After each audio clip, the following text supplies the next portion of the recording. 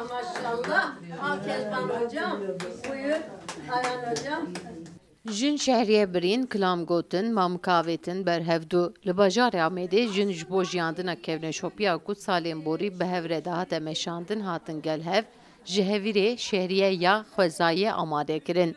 Çalakiya şehriye birînê ji aliyê komeliya bi navê Dîtavê ve bi piştgiriya koma jinên Amêdê ve li xaniyek dîrokî de hat li darxistin. Jin li ser sifreyekî kom bûn û dest bi jêkirina hevîrê şehriye kirin. Armanca çalakiyê dan zanîn ku xwestinek kevneşopiya dapîr û bapîrên xwe bidin jiyandin. Şehriye kültürü Ev çanda Mezopotamyayê dapîr û bapîrên me ji ber derfetên kêm a aboriyê şehriyeyên xwe li mal çêdikirin. Jinên cîranê hev dibûn, li malekê kom dibûn û bi hevkariyê şehriya amade dikirin. Şehriye ji hevîrê tê çêkirin, lê hevîra wî taybet e. Çêkirina wî jî zehmet e.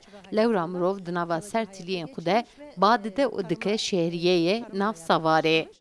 buğday ekilmiş, buğday ekilmiş. Ez kurban ale hevalım nikarım bete nikarım bete nikarım.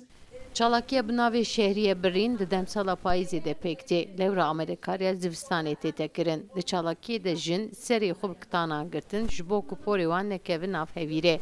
Heman demî de ji bo ku dîrokê dubare bikin weka berê kilam avêtin berhevdû mamûk û çîrokan gotin. Ji aliyê din ve jî şerbet û loqum jî îkramê hevdû kirin.